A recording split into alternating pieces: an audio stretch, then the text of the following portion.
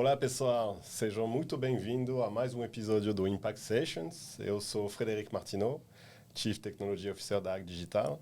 E hoje tenho a honra de receber um convidado muito especial, o Ricardo Puig. Bom dia, Ricardo. Bom dia. Ricardo, muito obrigado por ter aceitado nosso convite de vir aqui no Impact Sessions. Para começar, conta para nossos telespectadores um pouco da sua trajetória, por favor. Ni hao. Uau. Tchau, Puigô. Puigô, calma, fala em português, né? Aprendendo chinês ainda, tá bem no começo ainda, mas deu mais vontade de aprender ainda.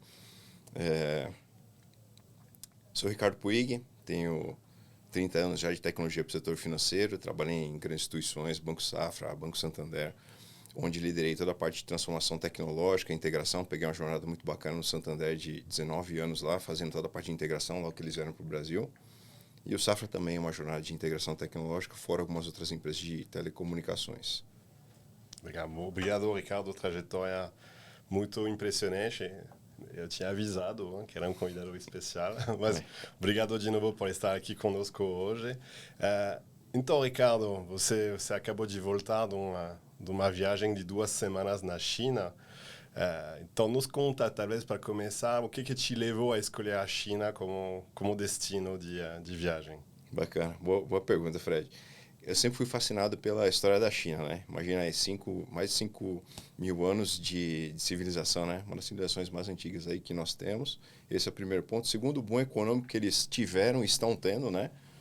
Eu acompanho um pouco, sou da década de 70, eu acompanho um pouco aí quando o Brasil estava ali brigando pau a pau com a China, não com relação ao PIB, mas com relação à economia. Nós tínhamos uma economia muito forte, enquanto a China tinha uma economia fechada.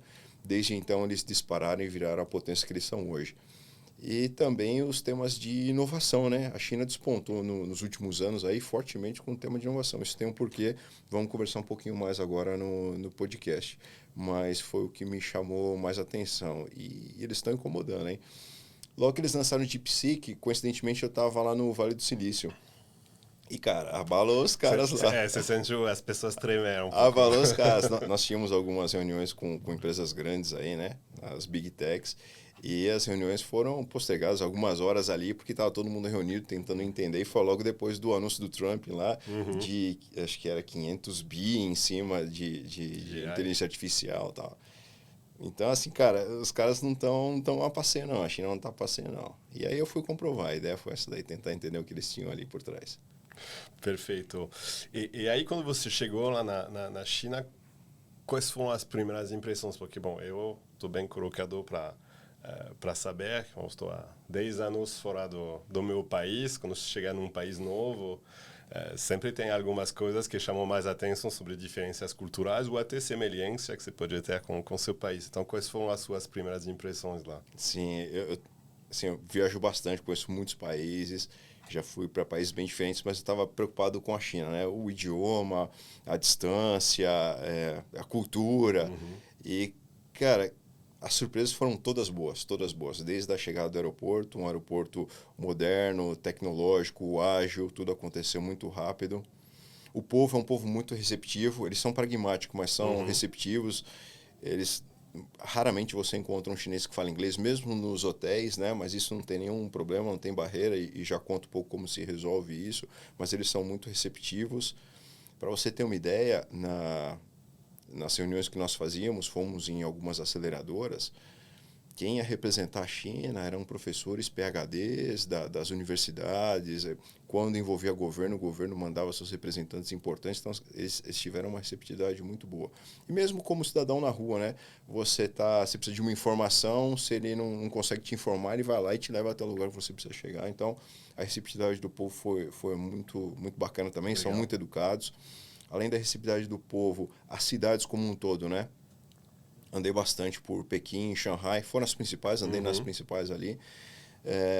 As cidades são muito eficientes, né? Então você vê tudo funcionando, é muita gente, mas as coisas funcionam. Transporte público funciona, muito carro elétrico, eu peguei bastante táxi lá, todos os táxis elétricos, não lembro de ter pego um a combustão. bicicleta. Tem muita bicicleta, mas é mais para turista. Aquelas bicicletas que você vai lá com o QR Code, habilita. Eles andam muito com aquela bicicleta elétrica. Mas muito, muito. Imagina, você vai calçado assim, uma série de bicicletas. Cara, centenas. E eles andam de uma forma coordenada. Você vê o trânsito, parece... Das bicicletas ali, ele parece meio caótico, mas eles se organizam, você não vê uma discussão, você não vê uma briga, tudo funciona muito bem, os pais levando seus filhos ali na bicicleta. Então, as cidades eficientes. E outro ponto interessante é a tecnologia. O que eu esperava, de tudo que nós temos visto, o que você espera chegar na China? Pô, você vai ter robô humanoide em tudo que é lugar, tudo... Não era isso, não era isso. Existe a tecnologia é muito forte, a gente vai conversar um pouco sobre isso, mas ela é sutil, né? Ela está nos detalhes. Então, tudo que você faz, ela faz de uma forma fluida. A tecnologia aparece de uma forma fluida. Ela está integrada na experiência das pessoas. É isso. Né? E é tudo muito natural. Cara, imagina assim, a população de idade na China. Você tem... Cara, tem população mais simples, tem população de idade. Cara, e não existe mais dinheiro. Todo mundo se resolve ali com o celular, você entende? No WeChat. O WeChat, o Alipay, funciona tudo por aí, você se resolve. Sem o idioma, é muito fluido. Então, isso me chamou a atenção, uma tecnologia muito fluida. Me surpreendeu positivamente, tá? Então, na sua fala, já é marcante de ver, hein? Porque você falou da cidade, a gente fala muito de smart cities hoje, que em muito lugar do mundo ainda são projetos, programas que estão em andamento, lá já é realizado, já está acontecendo, sustentabilidade, carros elétricos em escala já está acontecendo. Então, é impressionante já de ver na sua fala alguns pontos marcantes de uma visão do futuro. A gente está no MVP em vários lugares lá e já está rolando. E assim, é tudo projeto a longo prazo, né? Então, eles tinha um problema muito sério de poluição pelos carros a combustão e pelas usinas a carvão. Então, eles montaram um plano de montar uma hidrelétrica muito grande. Já estão com o plano de montar a maior hidrelétrica do mundo. Substituição dos carros a combustão por elétrico. Mas é tudo, né? Você vê uma cidade, por mais que ela não é uma cidade nova, ela é moderna. O governo, eu vou falar pela minha visão, né? Eu não sou um estudioso sobre isso, mas o que eu senti de lá e o que as pessoas com quem eu conversava me contavam de história, né? Então você tem os bairros, porque eu falo assim, cara, mas você tem tudo muito novo, né? Como é que pode, né? O governo pega, então você tem ali um bairro, um quarteirão que ficou velho, sei lá, 20, 30 anos ele ficou velho. A pessoa mora ali num apartamento de 80 metros quadrados, mas aquela arquitetura não condiz mais com a cidade moderna. E o governo faz isso virar, o governo usa o setor imobiliário para movimentar a economia. O governo desapropria, ele compra toda aquela região, mas desapropria de uma forma justa. Então, você tem um apartamento de 80 metros quadrados, você vai ter condições de comprar um apartamento numa região próxima ali, pelo dobro do tamanho. Né? Ele coloca tudo no chão e sobe tudo moderno. Na China, as pessoas que têm condições, né? Então, uma hora a gente fala de modelo de negócio, porque é algo que não é muito bem estabelecido lá, é mais capitalista do que aqui, isso não é muito bem. Mas aí é um capítulo à parte para a gente falar disso. Os chineses, eles usam muito o imóvel como rendimento, como investimento. Então, você vê muito chinês, alguns que não tem, mas alguns que tem vários imóveis, porque você não tem, por exemplo, IPTU. Então, ele incentiva isso, né? Você vê tudo muito... Tem as regiões, né? Não dá para generalizar, mas comparado com as cidades que eu conheço, é muito moderno, é tudo muito novo, entendeu? Isso com relação à cidade. Imagino que a gente vai voltar nisso, mas já o papel crucial do governo dentro dessas evoluções, dessas inovações até, imagino que quando a gente vai chegar à tecnologia também, você consegue capturar essa presença. E aí, passando essas primeiras impressões, quais lições você acredita que você conseguiu destacar dessa chegada lá na China, nesses primeiros momentos? Foram várias, né? E foi interessante porque eu havia acabado de voltar do Vale do Silício. Já conheci o Vale do Silício, já conheço o Polo de Desenvolvimento Tecnológico também de Israel, então tem alguns pontos de comparação, né? E da China eu tirei algumas lições que eu não tirei nos Estados Unidos, por exemplo. Vou falar um pouco do modelo de inovação. É mais ou menos próximo, tá bem? Mas tem uma coisa que diverge bastante, né? O modelo de inovação na China, por que isso funciona muito bem? Em 2015, a China montou um plano chamava Made China 2025, onde ela priorizou algumas áreas onde ela queria ser referência global. Inteligência artificial, veículo elétrico, biotecnologia, mais algumas outras. Entendeu isso e definiu e montou um plano. Falou assim, onde eu quero estar em 2025? Até aí tudo bem, plano se monta, né? Mas parte do princípio de se ter uma estratégia. Eles tinham a estratégia. Como implementar isso, né? Como fazer esse modelo funcionar? Eles tinham que cascatear para as cidades. Então, hoje, se você pega os Estados Unidos, o desenvolvimento tecnológico, o polo tecnológico deles está muito calcado em Vale do Silício e Texas ali, né? São os principais polos. Na China, não. Na China, isso é completamente separado. Essa foi uma dificuldade que eu tive lá, de conhecer tudo. Então, preciso voltar lá. É descentralizado. E o porquê que isso acontece? Olha que interessante, né? Então, imagine que você tem o plano de governo, como é que o governo faz a gestão disso, né? São KPIs. É KPI mesmo, como uma corporação, como uma empresa tem. Então, a China trabalha como uma empresa, né? Cada cidade tem a sua KPI. E a KPI do desenvolvimento desse plano tecnológico, né? Mas isso é uma forma de gestão que vem muito antes disso. Não chamava KPI, né? Mas eles utilizam esse mesmo método para tudo. Para educação, a KPI. Para educação, KPI para educação. Para segurança, para agricultura. E você tem condições de evoluir no ranking das cidades. As cidades são ranqueadas dentro da China. Então, você pega Pequim e Xangai, são que estão melhor posicionadas. O que isso faz? Com que você receba mais investimento para mais inovação, mais segurança, mais tecnologia. Então, toda cidade tem o seu desafio e ela tem ali a sua autonomia, o seu governo de criar o seu plano e buscar essas metas e ir subindo no ranking. Isso é livre. Isso é um negócio que, cara, é muito forte ali dentro na China. O governo, ele investe, ele habilita, mas ele cobra resultado também. Ele cobra resultado. Para garantir que todo mundo vai chegar naquele resultado lá no fim, que ninguém vai ficar para trás ou impactar até a evolução do país como um todo. E você falou uma palavra interessante, evolução, né? Tudo é uma questão de evolução. Esse negócio começou muito torto lá.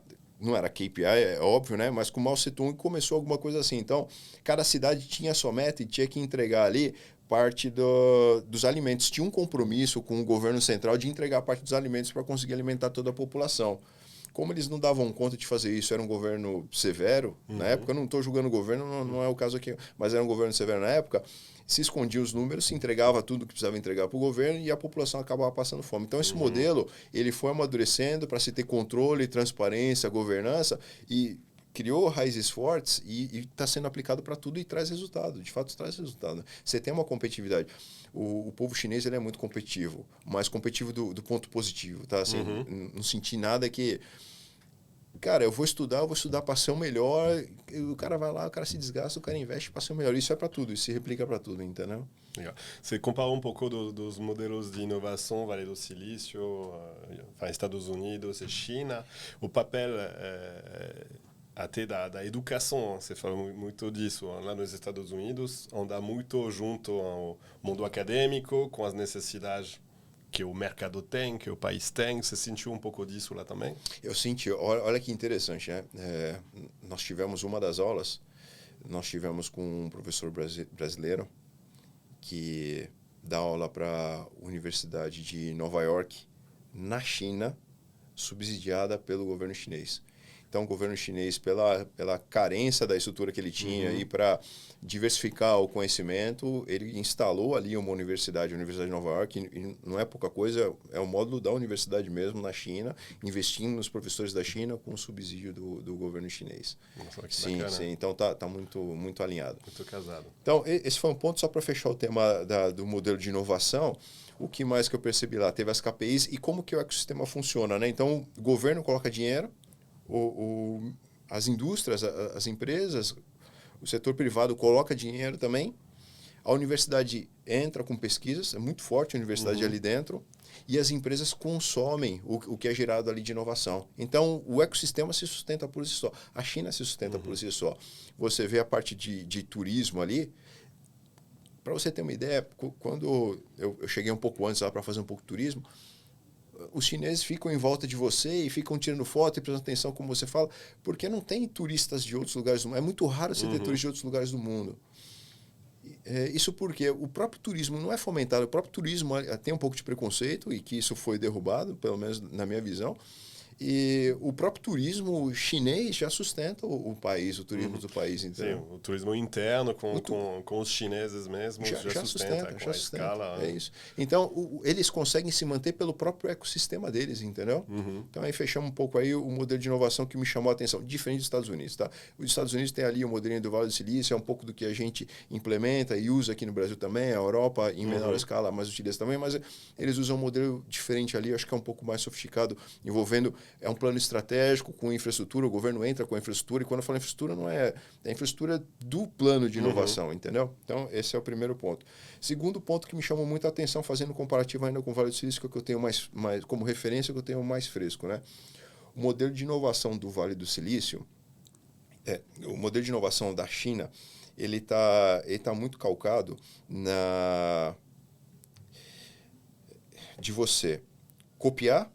Estava muito calcado em você copiar, melhorar e exponenciar, escalar isso. Era isso. Até então era isso. É dessa forma que nós conhecemos a China. E lá eu vi um negócio completamente diferente.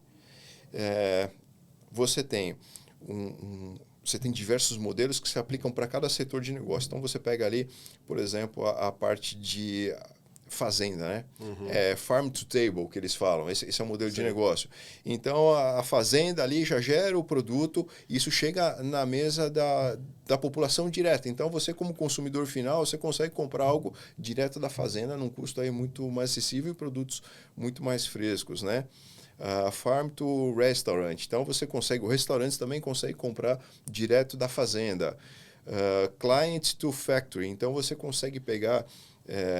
por exemplo, a Shein, ela expõe produtos que ela não tem pronto. Então, ela vai lá criar a próxima coleção, por exemplo, né?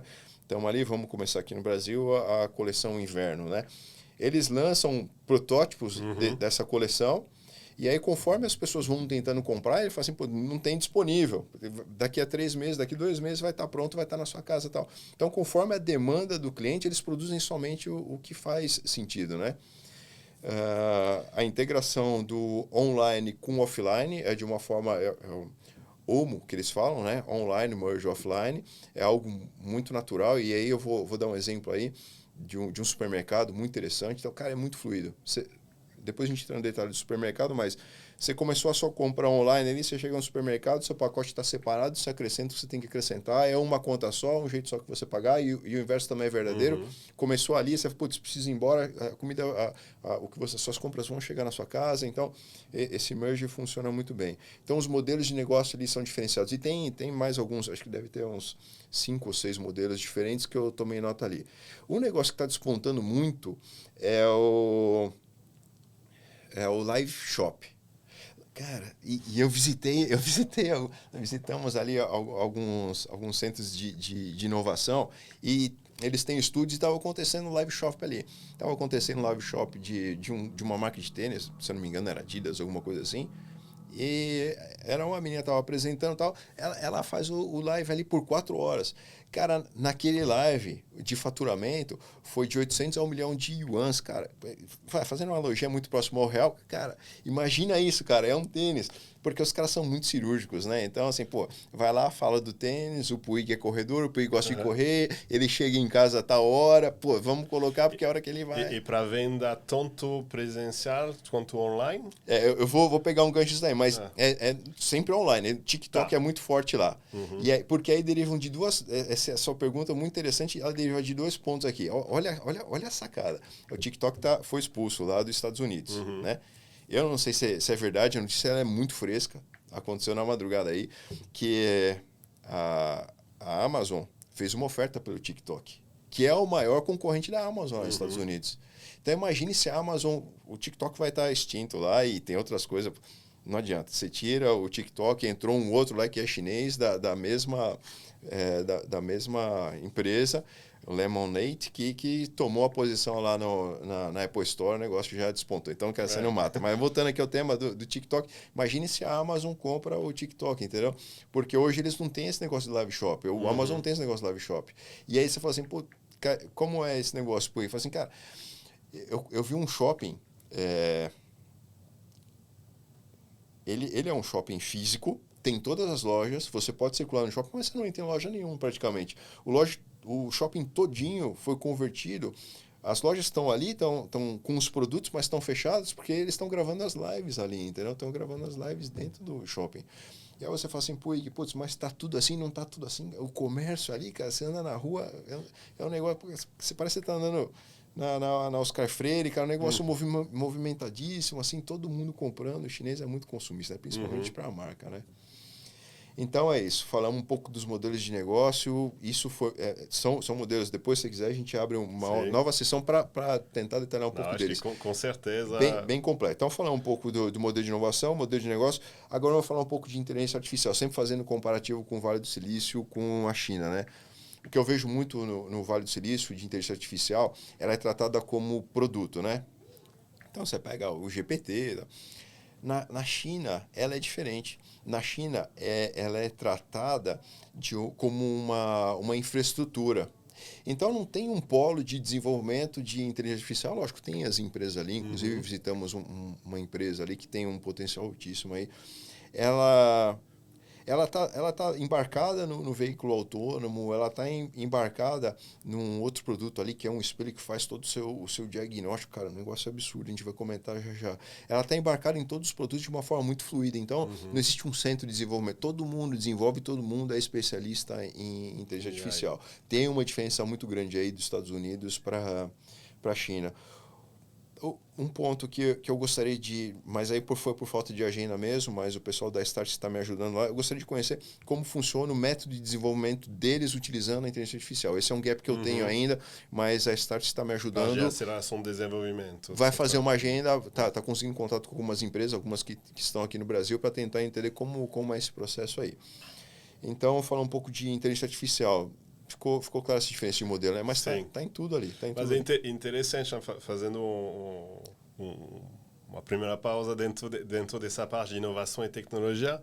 Você falou vamos dizer, da fama que tinha a China de ser principalmente uma nação, uma potência que tem uma capacidade de copiar, adaptar, escalar e talvez estava muito nesse papel, ou visto assim na indústria, e hoje a gente está vendo que eles conseguiram aprender muito desse processo, que agora eles estão até direcionando o mercado. Você falou esses exemplos de supply chain, do produtor até a mesa, do produtor até o restaurante, o pragmatismo que eles têm de experimentar, vamos lançar produtos que ainda não estamos produzindo, mas como a gente já tem essa máquina de produção super eficiente, inspirada do just-in-time, do japonês e outros, a gente consegue ser ainda mais eficiente na entrega do produto certo, no timing certo, com uma demanda garantida, porque a gente já fez esse trabalho. Então, são visões hoje onde eles estão disruptando até os modelos de negócios, as inovações, eles estão criando inovações antes dos Estados Unidos, antes do resto do mundo. Então, deu esse shift nesses últimos 10 anos, realmente, da posição da China no mundo. É isso, muito pelo Made in China 2025 lá. E é bem o prazo que você coloca, esses 10 anos aí. Então, foram os temas que eles focaram. E você colocou um ponto interessante aí, que toda a parte de logística, né? Eles preferem... Isso funciona muito bem na China. E, cara, assim, não é... Cara, você tem cidades de tamanhos diferentes, de nível de desenvolvimento diferente. A dimensão da China, cara, a logística ali funciona muito bem. E muitas vezes você pediu o produto veio errado, o produto veio com defeito, você... Deixa aí, eu te mando outro, não se preocupe. Para isso sai mais barato mandar outro do que... Então a logística é algo que tá muito bem azeitado. Aproveitar o gancho de logística ainda, tá? De Pequim para Xangai, eu fui de trem-bala. Cara, a experiência é fantástica. Inclusive, eles tinham validado como protótipo, agora já efetivaram mesmo. Estão em construção do trem-bala mais rápido do mundo, 450 km por hora. Esse ia em média 350 km por hora, um conforto total. Você está num avião ali de primeira classe. Mas o porquê é o tema de logística? Do lado da sua poltrona tem um QR Code, além do serviço de bordo que tem ali, tem um QR Code onde você pega o Alipay, o WeChat, posiciona ali. E você pode pedir, por exemplo, um Subway e um McDonald's, mas fala, pô, o trem-bala, como que dá? O que acontece? Na próxima estação, então conforme você demanda, na próxima estação tem um lugar separado de delivery ali. O Subway e o McDonald's entregam ali, fica muito bem acondicionado. A tripulação captura a entrega e chega na sua poltrona, você não precisa levantar, então ele para na próxima estação, ele para... Cara, a logística do negócio, pô, tem a 350 km por hora e a comida vai estar lá ao seu encontro, entendeu? Sem contar o que serve ali. Então isso funciona muito bem. Um outro ponto que me chamou bastante atenção foi um supermercado do Alibaba. Ele é conhecido como Rama ou como Hipofresh. Que é um supermercado muito bonito. Cara, assim, os legumes, cara, tudo sempre muito fresco, né? O chinês gosta disso, né? O chinês, então, por exemplo, ele não faz grandes compras. Ele faz pequenas compras porque ele gosta de ter tudo fresco em casa, né? Tudo muito fresco. E algo que a gente tem por aqui, mas em escala muito maior. Então, falei um pouco do Omnichannel e funciona muito bem ali no supermercado. Você tem uma bateria, você tem pouquíssimos caixas, você tem uma bateria de totens ali, onde você se autosserve, você realiza o pagamento, tudo integrado, então você adquire ali um produto, pode ser pronto, você consegue consumir dentro do próprio supermercado ou não, ou ele está integrado, tem uma cadeia de restaurante ao entorno dele, que também consome os produtos dele e produz ali, como se fosse uma praça de alimentação, mas ainda dentro do supermercado. E não tem idade. Qualquer idade utiliza toda a tecnologia. Isso funciona muito bem. Todo mundo consome tecnologia de forma fluida. Mas o grande diferencial desse supermercado é assim, ó, pensa o seguinte, ó, um caso que foi relatado aí por uma das pessoas que estavam conosco ali na expedição. Já está na China já faz um bom tempo. Estava fazendo arroz, faltou o alho. Eu fui lá, apertei no aplicativo, putz, vamos ver o que dá, né? Fazer o arroz sem alho também não tem problema. Vamos pedir o alho aqui. Pediu o alho, né? De 5 a 10 minutos o alho... Ela falou assim, cara, mas não deu tempo nem de mexer o arroz ali, o alho já estava lá. Como é que acontece isso? E deu para presenciar, eu tenho um vídeo aí, depois eu compartilho para vocês, eu coloco o link e a gente coloca aqui no podcast. É o seguinte, ó, tem um picker no meio do salão ali do supermercado. O picker, conforme você faz o seu pedido no seu aplicativo, o picker já chega, o pedido já chega no picker, que ele tem ali um POS, e tudo acontece, a mágica acontece por trás, né? No que o pedido chegou para você, já tem o delivery esperando o seu pedido ali atrás. Então pensa aí, ó, estamos falando de 5 a 10 minutos na sua casa, é um negócio muito rápido. O picker já pega aquilo, ele coloca numa sacola, tem sacolas, cada sacola identifica uma cor, então frutas e legumes tem uma cor de sacola, vegetais tem outra cor de sacola, peixes vivos, porque você tem ali o peixe vivo, tem outra sacola. Então, cada sacola identifica o tipo de produto, gelados, quentes, o produto está sendo transportado. Ele coloca isso numa sacola, vai até uma coluna onde tem um elevador, pendura a sacola, essa sacola percorre pelo teto do supermercado, então você está vendo ali, está passando um monte de sacola na sua cabeça, tudo seguro, não tem problema nenhum. Mas as sacolas passam e vão até uma área de back-office ali, uma área operacional do supermercado. Então, imagine, ela pega o alho, coloca o alho na sacola, coloca no elevador, que já chega nessa área de back-office, onde ele embala na embalagem apropriada e já sai pro delivery entregar para você. Cara, muito rápido. Ele já sabe quem você é, já sabe o seu endereço, já sabe o seu método de pagamento, já está tudo integrado. Falei de um alho, mas isso é real, tá? É um peixe vivo. Você quer comprar, porque os peixes ficam ali, você quer comprar um peixe, o peixe vai chegar vivo na sua casa, que foi acondicionado e transportado dessa forma. Cara, fantástico, fantástico. Impressionante também. Então, essa foi uma experiência muito boa. E estamos falando de tecnologia, estamos falando de inteligência artificial, estamos falando de omnicanalidade, né? A parte dos veículos autônomos, você falou dos veículos elétricos. Sim. Como estão? Porque eu fui, por exemplo, no final do ano, em eventos lá em São Francisco, você já tem os veículos autônomos. É comum, você não consegue fazer um cruzamento de rua sem ver um carro autônomo lá. Como está na China? Porque lá em algumas cidades dos Estados Unidos. Sim. E na China, como a gente está? Eu tive a experiência de andar lá nos Estados Unidos e na China para poder comparar. Bacana. Estados Unidos, a experiência foi muito fluida. E você também presenciou, não tem motorista ali. Não. Na China, o que me deixou um pouco desconfortável é que tinha o motorista. Ele não mexeu em absolutamente comando nenhum, mas tinha um motorista ali. Ele estava ali, né, por segurança. Eles chamam motorista de segurança, mas não precisava. E aí eu perguntei ali pro líder da expedição, ele falou assim, ó, isso acontece porque essa região de Shanghai não está homologada para se ter o veículo autônomo, mas eu já tenho outras cidades que já estão homologadas e que sim, o veículo autônomo já está concorrendo com os taxistas normais. Mas aí gera um pouco de frustração, né? Sim, eu acredito, eu acho que é verdade, mas, cara, você comparou um negócio que a experiência foi muito fluida, cara, eu andei muito naquele Waymo ali, às vezes ele me fazia andar porque ele faz você chegar nele, né, eu falo, cara, não chegou aí, você tem que ir, mas aí a experiência foi um pouco diferente, mas foi boa também, eles têm, sim, funcionou muito bem, não precisou ter nenhuma operação ali do motorista, mas ele estava lá, então, comparando aí, ponto para os Estados Unidos está na frente. A gente vai ter que fazer um placar Vou fazer. Lá naquele Impact Sessions. Boa. Muito bom. Essa parte de mobilidade, justamente, além dos veículos autônomos, o que mais você conseguiu observar? Cara, essa foi uma surpresa muito boa. É um negócio que eu não esperava, né?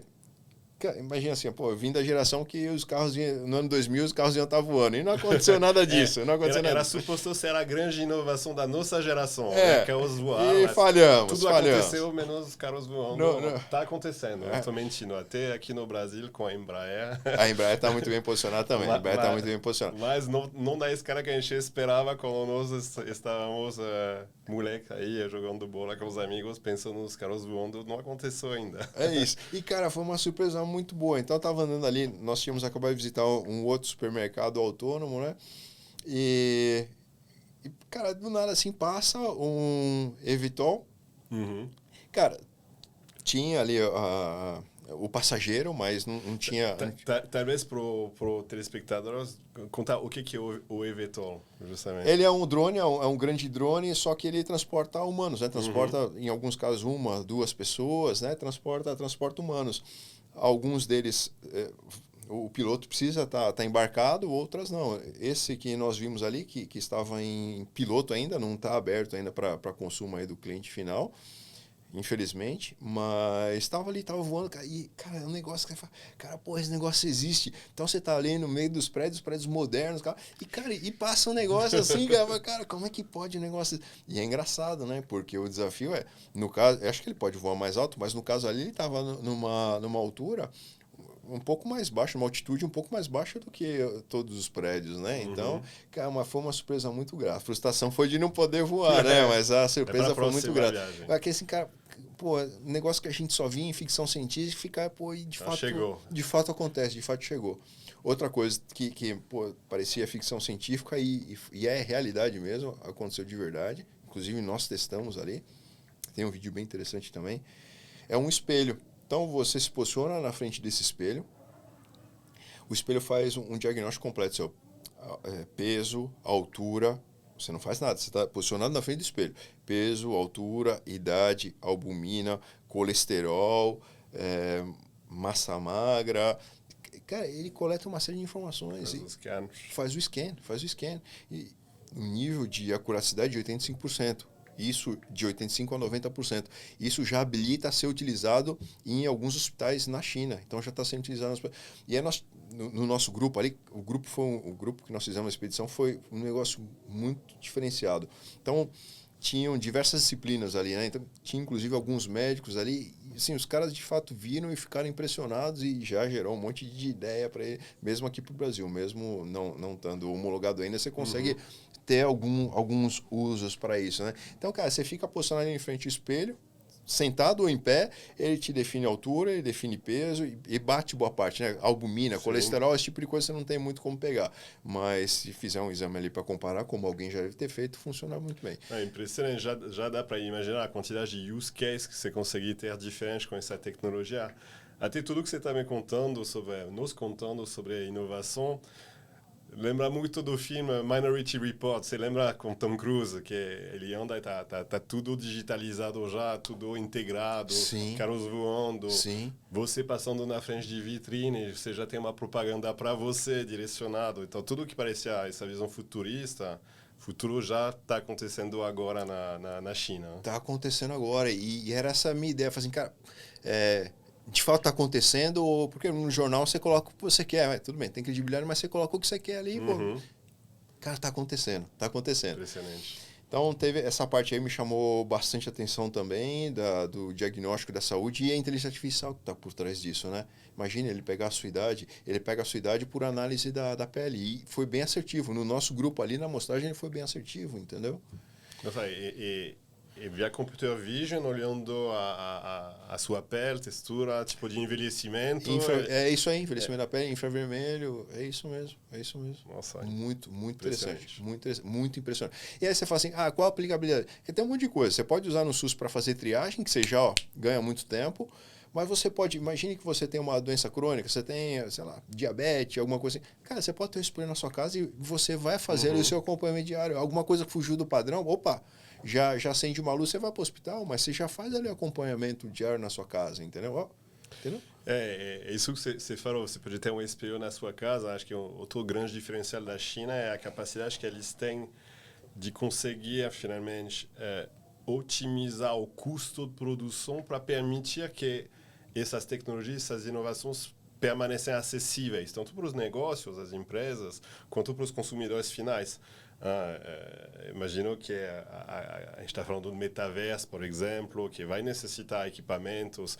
Um dos freios hoje é a escala do metaverso, do uso, é a capacidade da população em comprar esses tipos de óculos que ainda na Europa, nos Estados Unidos, ou mesmo se importar aqui no Brasil, são muito elevados em termos de custo. Em geral, a China consegue quebrar essa barreira de custo muito mais cedo que as outras grandes potências industriais. Né? Consegue, você colocou muito bem, né? Aquela, por exemplo, aquela da Xiaomi, aquela balança de bioimpedância. Eu tenho daquele negócio. Cara, que negócio é fantástico, fantástico. Só não gosto dos números que ele mostra, mas, cara, e funciona bem, cara. Negócio barato que você pega, usa no dia a dia. E a tecnologia que tem embarcada ali. Imagine isso, entendeu? Então, sim, você colocou um bom ponto aí. Eles têm a capacidade de lançar as coisas e tornar isso aí acessível para a população.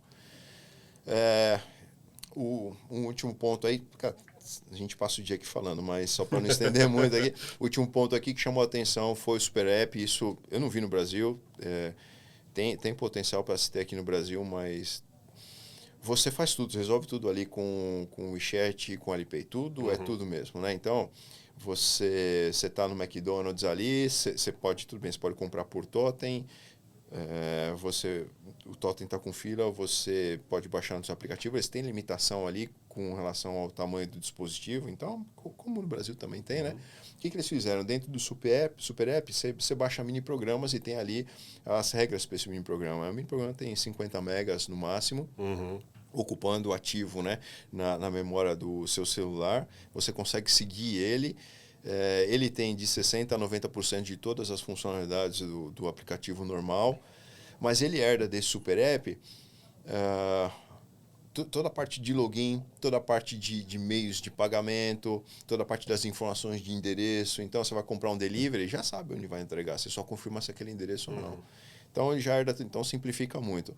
E você usou, ele descarta, você precisou, você abre, ele carrega de novo, é muito tranquilo. E se você segue, você pode seguir também esse mini app, esse mini programa, e você começa a receber ali promoções, notificações, tudo dentro do Super App. Então, você vai pedir um táxi lá, o Uber ali, é o Didi, abriu ali o Alipay, clicou, já tá aí o táxi, não custa nada. E, cara, o Alipay, eu não usei cartão para nada, nem cartão nem dinheiro.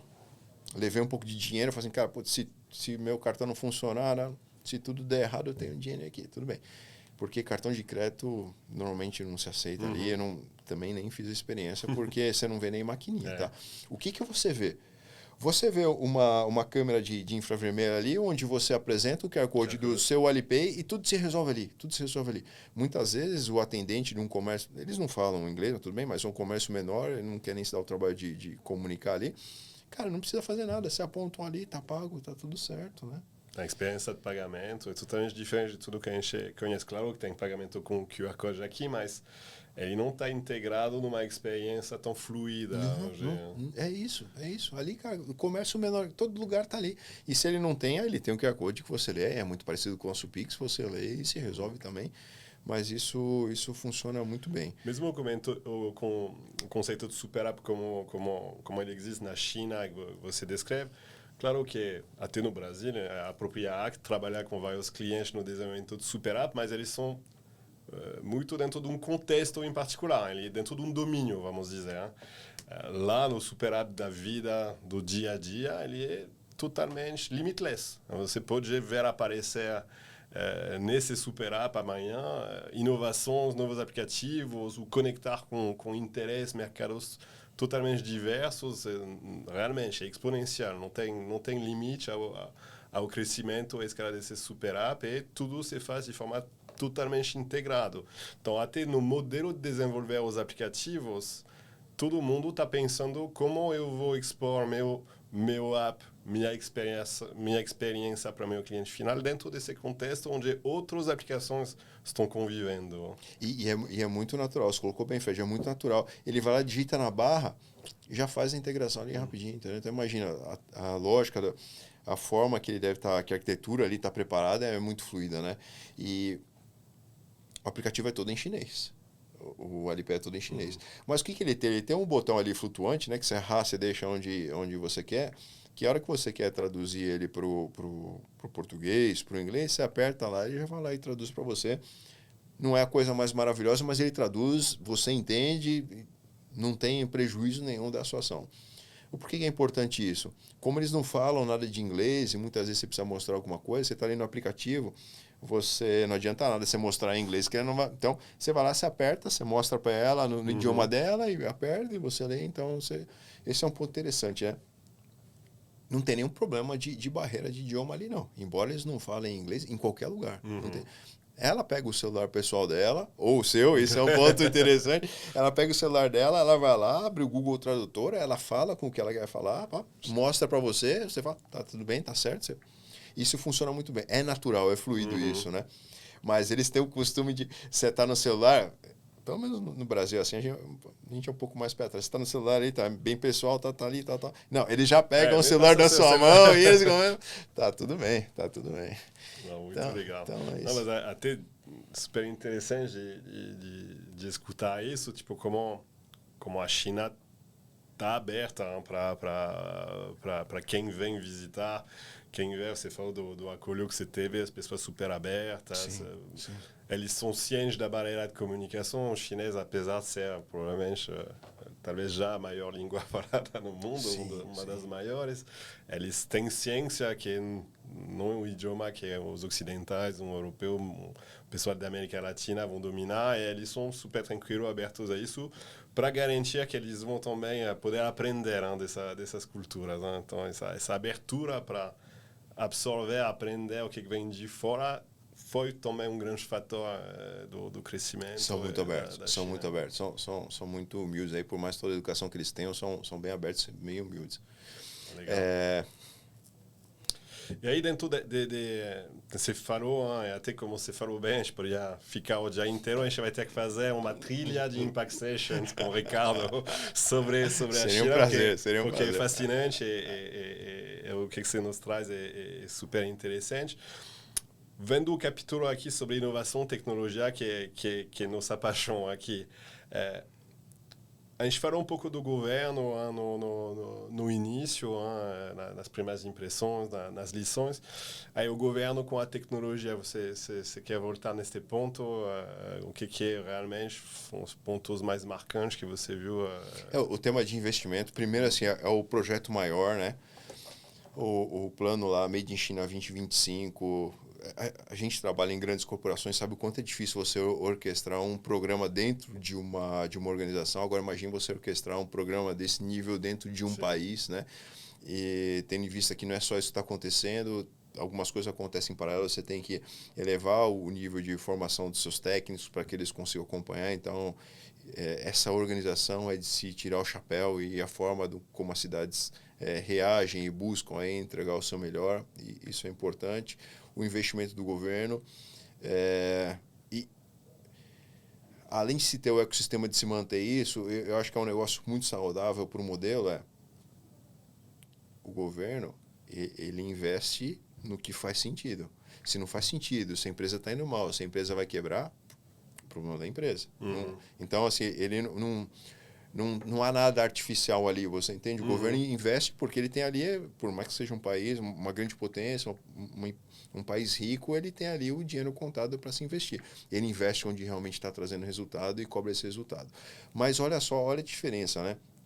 Ele cobra resultado de uma maneira diferente isso eu peguei, né? O time de lançamento das coisas. É um timing acelerado, sim. É um timing acelerado, mas muito mais pela competitividade deles que qualquer outra coisa.